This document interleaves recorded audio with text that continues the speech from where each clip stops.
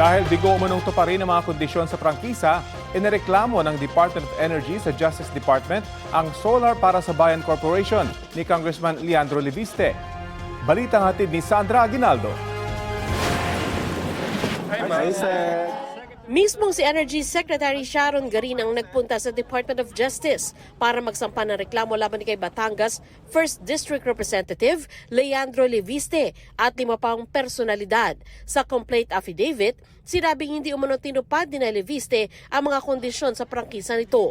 Ang tinutukoy ng DOE, ang 25 years na prangkisa na ibinigay sa Solar para sa Bayan Corporation kung saan daw chairman, president at CEO si Leviste. At director naman ang 5 pang ibang personalidad. Ayon sa DOE, sa prangkisang ibinigay sa korporasyon noong 2019, magtatayo at mag-ooperate ito ng pagkukuha ng renewable energy sa mga liblib at underserved na lugar sa bansa.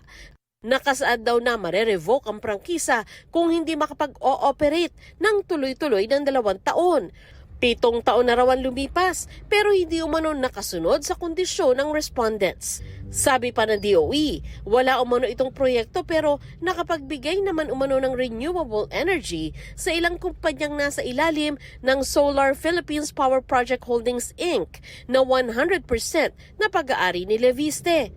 Sabi ng DOJ, pag-aaralan pa ang reklamo ng DOE at kung may sapat na batayan ay magsasagawa sila ng preliminary investigation.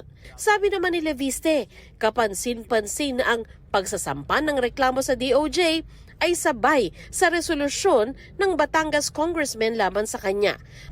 Ang resolusyon, inihain ng 5 niyang kasamahang kongresista sa Batangas, kasama si 6th District Representative Ryan Recto, anak ni na Executive Secretary Ralph Recto at Batangas Governor Vilma Santos Recto.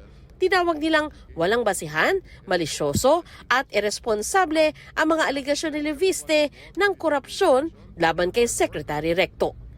Sandra Aguinaldo nagbabalita para sa GMA News.